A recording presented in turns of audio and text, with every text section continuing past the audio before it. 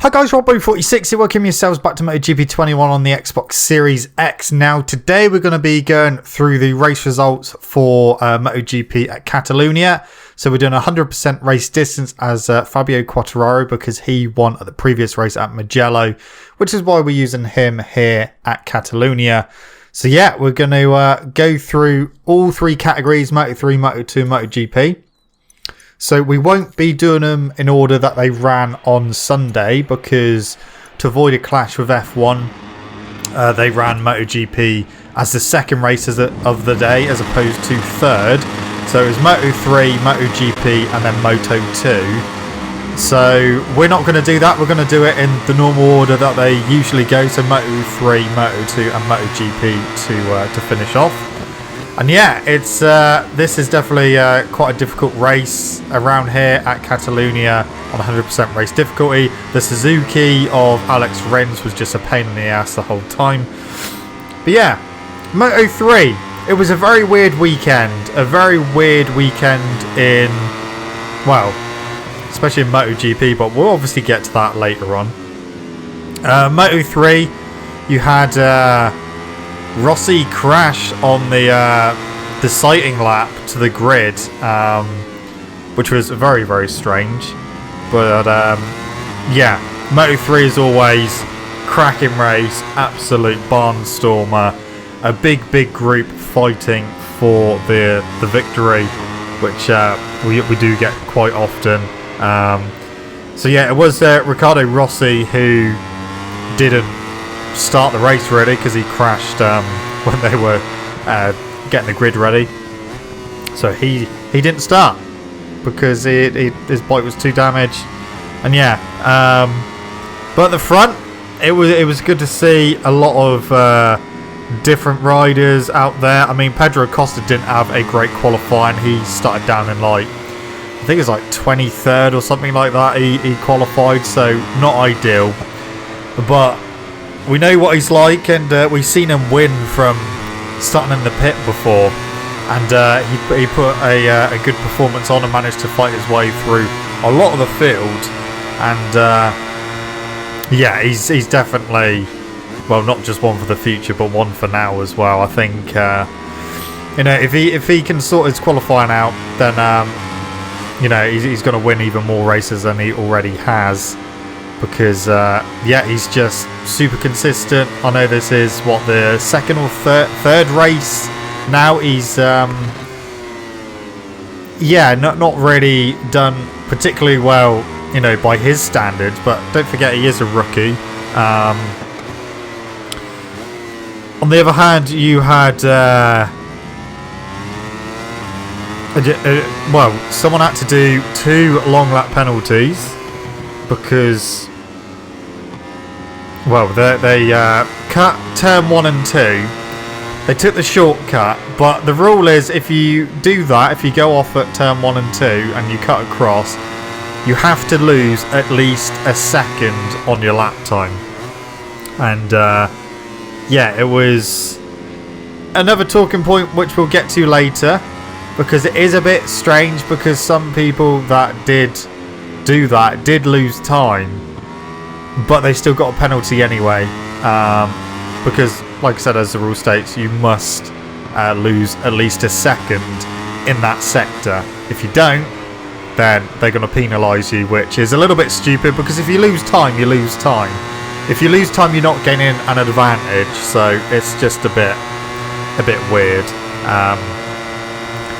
But at the front, you had the likes of Jeremy Alcoba out there, Sergio Garcia, Masia, Binder, John McPhee as well was fighting there and led a few laps. Antonelli was up there to begin with. You had Rodrigo as well. Kaito Toba was having a decent race. But it was just, yeah, a really crazy race. Every time someone tried to make a break, as soon as they got to the start finish, because it's a fairly long straight, not quite as long as Mugello, obviously the slipstream effect brought them all back together again.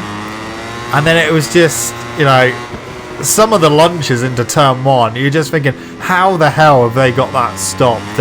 Darren Binder at one point got beaten up quite badly into turn 1 just because people put on some big lunges, but still managing to get the bike stopped and hit the apex as well. But yeah, it was definitely a cracking race, and yeah, just action overtakes most corners. Down to turn 10 as well was another prime opportunity to overtake, because you got that little straight down towards turn 10 and a hard braking area for the hairpin. So if they got the slipstream right, they could try and overtake into turn 10. Obviously turn 10 is technically the old layout for this circuit, but they have revised turn 10 a little bit and tweaked it a little bit. But yeah, it's definitely the more preferred layout for the circuit rather than the turn 10 we've been using for a few years before this one. Obviously initially they changed it because of, unfortunately, what happened to Louis Salom a few years ago. But yeah, glad we kind of got the older layout of the circuit back, albeit slightly altered turn 10. But yeah, it's good to have it back. Yeah, so Pedro Acosta did start making his way through the field. It was a good battle from him. We know that he's good at overtaking. He's got a knack for putting the bike into gaps, which a lot of people might not necessarily go for the overtake, but he just manages to pull it off. Always clean as well. You did have a few riders going out on the green and getting long lap penalties. And I believe Pedro Acosta was actually one of them towards the end of the race. So obviously they had to go careful. John McPhee, he did lead a couple of laps. They actually changed the settings of John's bike to be more battle friendly, so to speak, so that he could fight a bit more within a big group of riders. So kind of made it accelerate a little bit more, changed the gearing so that you had shorter gears for better acceleration out of corners. And unfortunately, it was the downfall of John McPhee after a few laps, because going through turn 2 on the transition from turn 2 to turn 3, he unfortunately high-sided and crashed out of the lead. And then unfortunately for Suzuki and Mino, who were a little bit further back, to avoid basically just riding into McPhee's bike, because it did go across the track. Mino and Suzuki both went down, and their bikes then hit McPhee's bike, so yeah, none of them could get going again. But unfortunately for those two, they went down as well, so you had 3 people go down there. Adrian Fernandez on the Husqvarna. Now he's someone who did get 2 long lap penalties. He got one for, like I said, cutting turns 1 and 2, but not dropping a second. And then because he didn't do his long lap penalty within the 3 laps, he then got another long lap penalty. So I think in the end he just ended up retiring. Philip Slatch, he ended up retiring as well.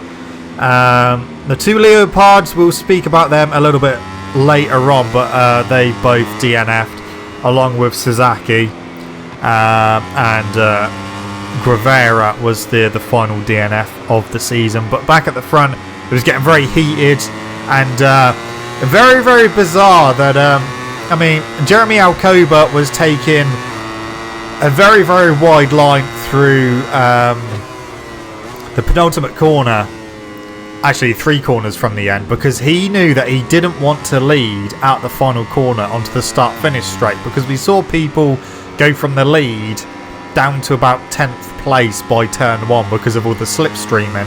So he was purposely going wide towards the end of the lap to allow a couple people through, so that then he was in prime position to slipstream the others and get good track position down into turn 1. And on a few occasions it worked, on a few occasions it didn't. However, a lot of the riders kind of realised, actually, yeah, we don't want to be leading at the final corner, because if you do, More often than not, whoever was slipstreaming actually got to the line first. So if you're leading out the final corner, you didn't necessarily always get to the line first. So they were playing games on the penultimate lap. Most of the field were cruising around the last couple of corners of the track because they didn't want to lead. They were sitting up, they were looking behind them, going, no, after you. And yeah, it was just so bizarre to see. I know we see them do that in qualifying to try and get a tow, but it was weird to see and, you know, frankly quite dangerous. And even more dangerous when they got onto the straight. The amount of weaving they were doing, it was very, very dodgy. And, you know, all you need is, you know, a bit of a clash down the straight and, you know, a horrific accident would have happened. So, yeah, it was not ideal. I know that they had us speaking to a few years ago about weaving and that they're only allowed to change position once. So they're allowed to do one weave. But yeah, they were doing it quite a lot down the straight, and you know, for how close Moto3 is, they were getting bloody close to each other, and it was looking very dangerous. So I'm sure they'll have to have a speaking to again. But yeah, on the final lap, you had the battle between Garcia, Alcoba, Dennis Onchu, Messia, Binder, Rodrigo, Acosta, Antonelli and Toba. They were all up there. Also with Gravera. And into turn 10, Gravera just, unfortunately, he tried to make an overtake, but he just left his braking a little bit too late. He put the front brake on a bit too much as well. He went down. Luckily, he didn't collect anyone else. We have seen, you know, a few incidents into turn 10 in the past. And yeah, he went down. Sergio Garcia managed to get into the lead. And although he was leading at the final corner, he just managed to hold off to the line. And Sergio Garcia got his second win of the season from Jeremy Alcoba in second. And it was Messia who got third, but he got penalised for track extending, which meant that Dennis Onchu then got third position. So Dennis Onchu got third. It was weird because the top, I know it must have been top 8 riders, maybe 9, crossed the line, and then the red flags came out.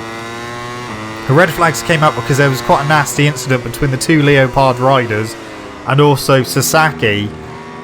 They had a coming together, and it did look quite nasty, but luckily all riders are okay. I mean, Sasaki is a bit injured, but you know, thankfully, you know, all riders were relatively okay. But yeah, they brought the red flag out after the checkered flag, so you know, the first half of the field finished, and then the rest of them were finishing under red flag rules. So yeah, it was very very bizarre to see. I know that there was a bit of confusion, but Garcia did in fact take the win.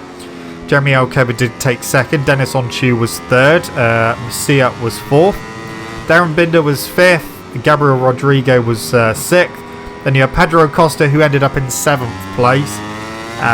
Antonelli was 8th. Kaito Toba was 9th. Stefano Neppa was 10th.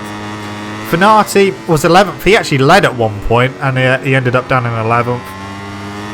Then you had Yuki Kuni in 12th, Bartolini in 13th, Yamanaka was 14th, and Holgado was 15th, and then you had Fellon in 16th, Izdaihar in 17th, and Matsuyama in 18th. So only 18 finishers, but yeah, a cracking race as always for Moto3. It was good to see. So then, the championship standings. So Pedro Acosta still leads. He's on 120 points. Sergio Garcia on the gas has now moved up to 2nd place. He's on 81 points. Messia has dropped down to 3rd on 72. Then you got Finati in 4th on 61. Darren Binder is 5th on 58. Then you got Sasaki in 6th on 57. Antonelli 7th on 55, Rodrigo in 8th on 51, and Mino in 9th on 47. So that was Moto 3. And then we did have MotoGP, but we're going to go on to Moto 2 for the next one. So Moto 2, it was quite an interesting race actually. It was, you know, a little bit spread out. It was mainly, well, it was literally between the two Red Bull KTMs. You know, that team is just on point at the moment, and both riders are on top of their game. And you know, we've seen them first and second quite a few times this season, and their dominance is continuing. Sam Lowe's didn't have the best of qualifying. He didn't have the best of starts either. Sam really does struggle with his starts. And yeah, he was outside the top 10 on lap 1 and had quite a bit of fighting to do. But it's good to see Bo Bendsnyder as well. He was up there. He was in 3rd place for quite a lot of the race.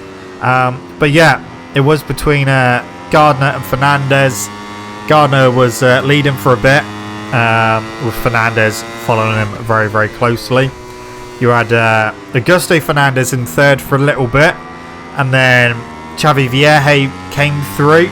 You also had Bezzecchi, who managed to fight his way through Fernandez, and then started fighting with Vierge. Bo Bendsnyder, yeah, like I said, he did start quite well. He was in 3rd for quite a lot of the race, and then he did drop back. And he had a weird moment, obviously not his fault, but part of his helmet flew off down the straight. So obviously on a lot of the helmets, they have like aerodynamic you know, bits glued onto them just to make the aerodynamics a bit better, especially on like the shark helmets. And that bit flew off down the straight, so obviously the glue had, you know, softened in the heat or something, or it just wasn't glued on properly, and that came off. Luckily no one hit it or anything. It was fairly out of the way, and got picked up pretty quickly. So yeah, no major incidents from that, which is good.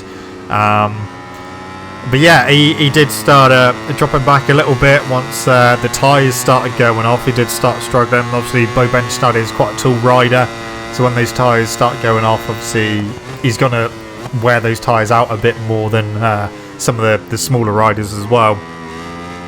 But still good to see Bo up there fighting inside the top 10.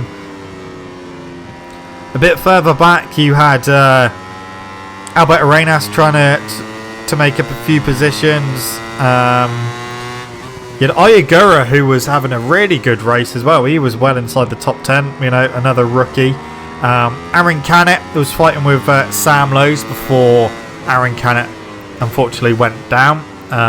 Sam was picking off people as well to get back inside the top 10. But yeah, Aaron Canet went down, as did Marcos Ramirez. He went down as well.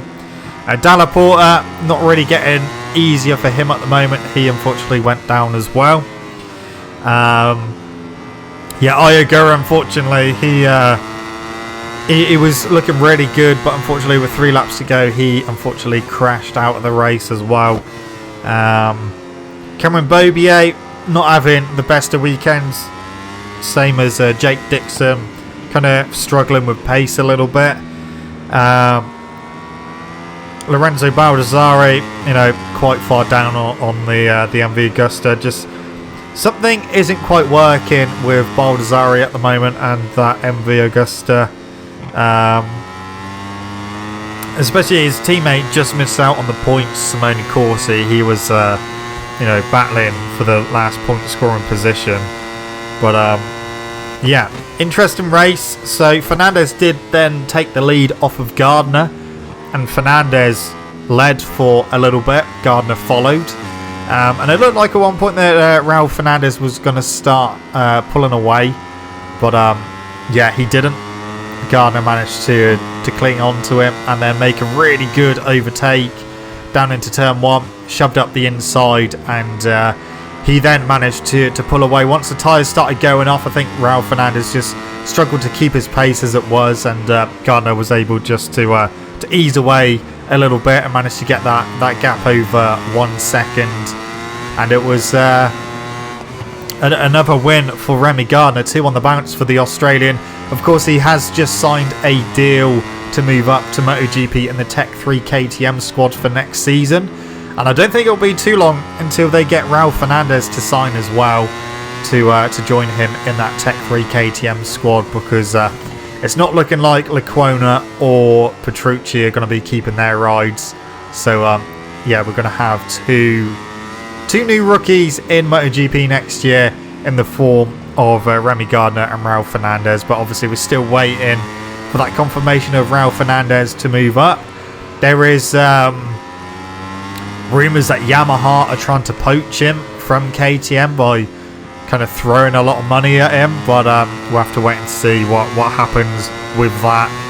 At time of recording, nothing has been said at the moment. But yeah, so Gardner went on to take the victory from his teammate Raul Fernandez in second place.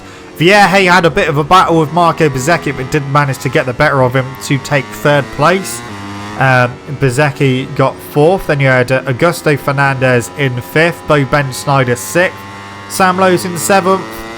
Not ideal. Again, he's lost more points to the Red Bull KTM guys. Eighth place you had Schrotter. Then in ninth you had Chantra, who's had a fantastic weekend. Joe Roberts was 10th. Then you had Jorge Navarro in 11th, Albert Arenas in 12th, Tony Arbolino 13th, Vietti in 14th. So you had 3 rookies altogether there. Luti in 15th, who was the last point scorer. Then you had Simone Corsi in 16th, Bulliger in 17th, Jake Dixon in 18th, Bobier in 19th, Hafiz Syrin in 20th, Alonso Lopez 21st, Barry Boltus in 22nd, who had a huge save throughout the weekend, the very Marc Marquez-esque. Lorenzo Baldassari was 23rd, Stefano Manzi 24th, and then you had B. Sikorsky in 25th and Kubo in 26th. There was quite a nasty crash between Fabio Di Giannantonio and Hector Garzo with 2 laps to go. Basically going down towards turn 1, Digi made the overtake on Garzo, but in the braking area he moved to the left hand side of the track and left Garzo nowhere to go, and Garzo unfortunately just went straight to the back of him. They both went down, both riders okay, but yeah, quite a nasty incident that one. And they were fighting inside the top 10 as well, so yeah, not ideal, but yeah, like I said, luckily both riders were okay. So in terms of the championship, Remy Gardner leads at the moment on 139 points. His teammate is 11 points behind on 128.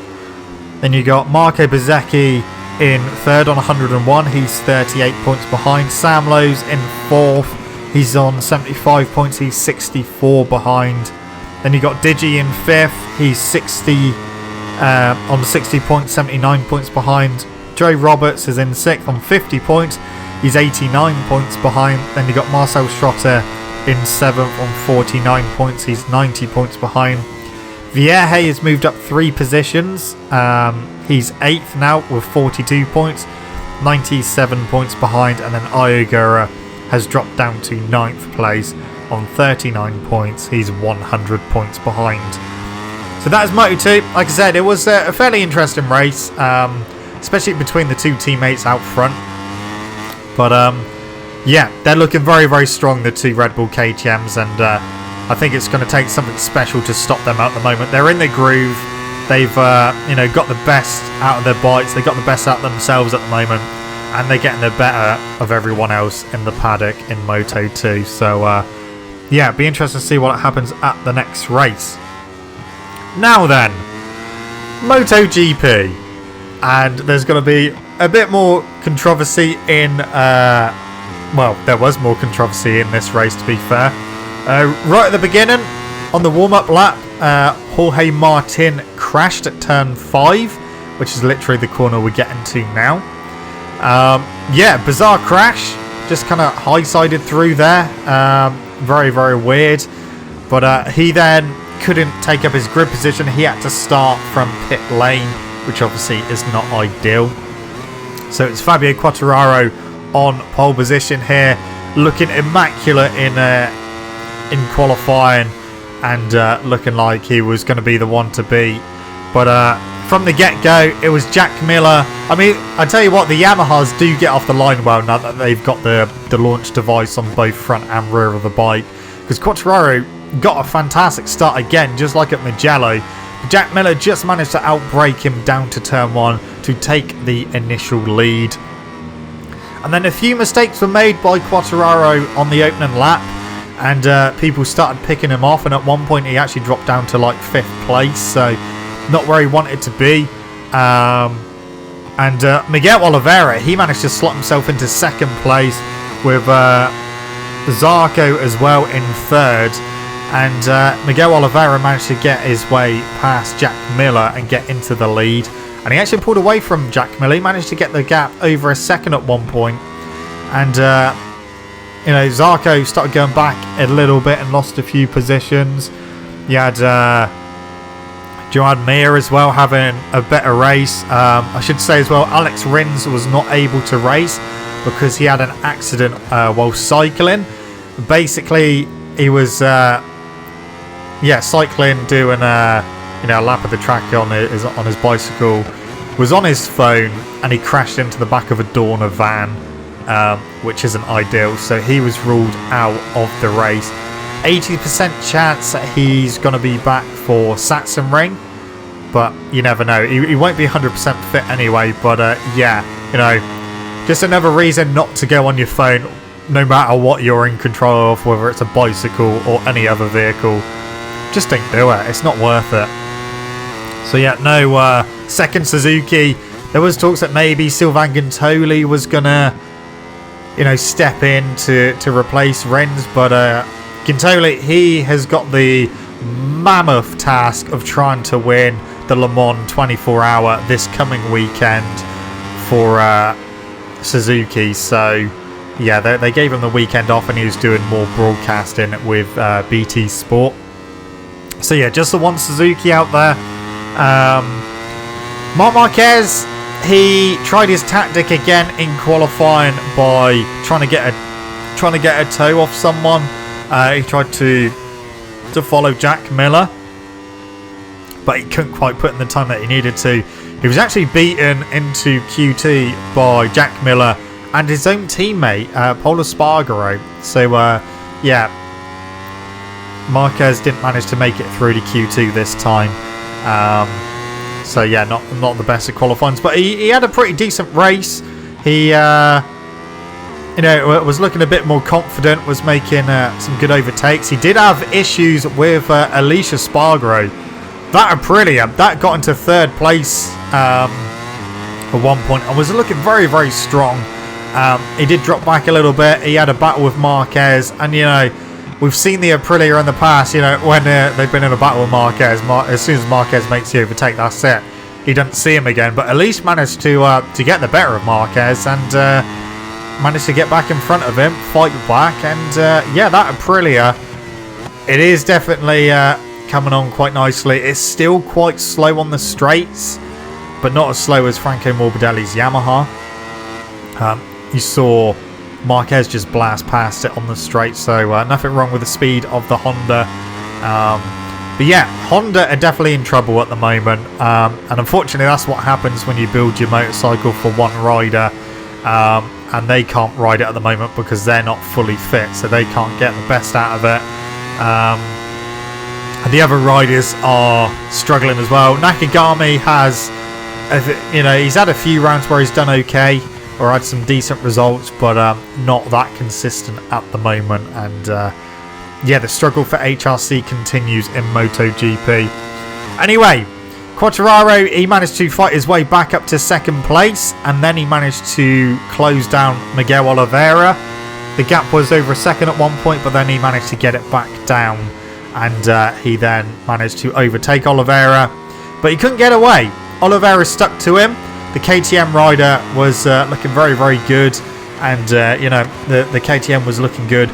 His teammate Brad Binder was making some quite ridiculous attempts at overtakes. He had a couple of collisions with Maverick Vinales, And, luckily didn't crash, especially through turn 10, where he just kind of rode into him, which was very odd to see. Luckily, they both stayed on. But yeah, I think Binder was just, I don't know, maybe seeing his teammate out front, he was getting a little bit flustered and trying maybe a little bit too hard.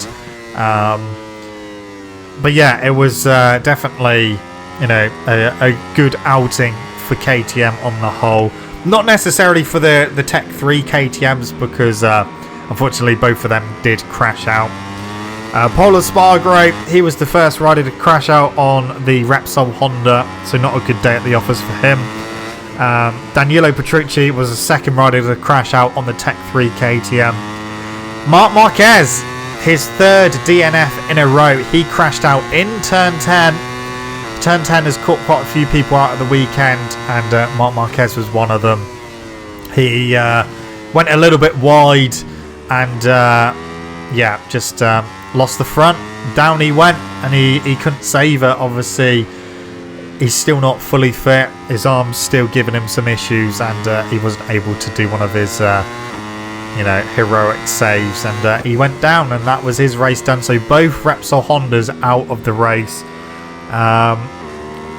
Elise Espargaro as well, he was looking so good on the Aprilia, but again just pushed it too hard into turn 10, again ran wide, and he lost the front of his Aprilia and went down as well. So unfortunate for the Aprilia rider, because it was looking pretty good, but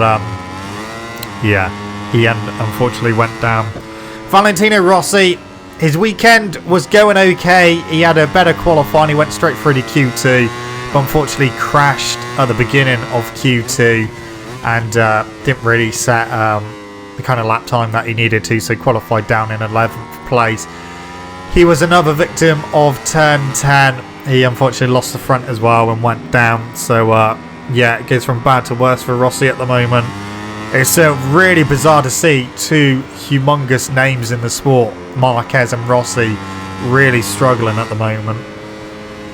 And the final DNF went to Iker Lecuona. So we actually only had 15 finishes in MotoGP at the weekend. But back at the front, Miguel Oliveira, he saw his opportunity as Quartararo nearly lost the front into turn 1. So he had to pick the bike up. He ran off into basically, where the long lap penalty is between turns 1 and 2. He went across, he lost time. This was with like 3 laps to go. And they had time to give him a long lap penalty. I don't know why they did delay in giving a penalty. But at the same time, he lost time. He didn't gain any advantage from going across turns 1 and 2. He lost time, but because he didn't lose a second, as we saw earlier on, he was then given a 3-second penalty, whereas they had time, and he had time to do a long lap penalty if they had, notified him quick enough. And, if he hadn't have then taken it in the last couple of laps, then slap him with the 3-second penalty. But then things got really, really bizarre and, quite frankly, very dangerous.